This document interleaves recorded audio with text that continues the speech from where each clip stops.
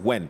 But moving away from that, we also have another story that is on the front page of the newspaper, and this is to do with churches. Millions at the heart of Nairobi Central SDA church wrangles. This is a story that you now find continuing on the inside of the paper on page 4 of the Standard, and it is to do with leadership and also control of resources. Resources seem to provoke the worst out of many of us, if you ask me, Ojijo. Mike, unfortunately, I'm a member of this church, and oh, that I didn't even know you're a member. Conflict of interest. But just an overview. We'll not touch on the basic issues that affect the church.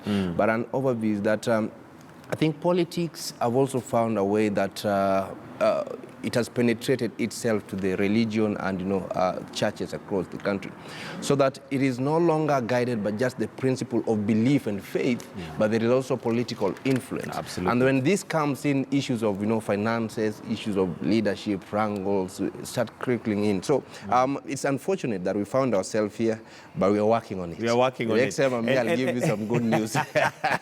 I'm sure you will. And maybe just to piggyback on what you've just mentioned, and when we talk about politics, sometimes what would you define as politics? Is it just control of resources? It is not just control of resources per se. Politics also comes along with the ethnicity within the church, that certain community wants to dominate because they feel they are the majority in that church.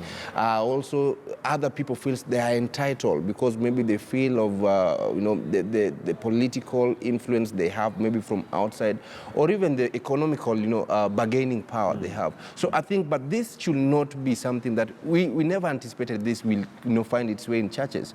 But it's unfortunate it has been there. Just found it there. And I think maybe just to close up on that, the thing is that we are also members of churches, and the political influence we have out here sometimes finds itself in churches. But there you go. We'll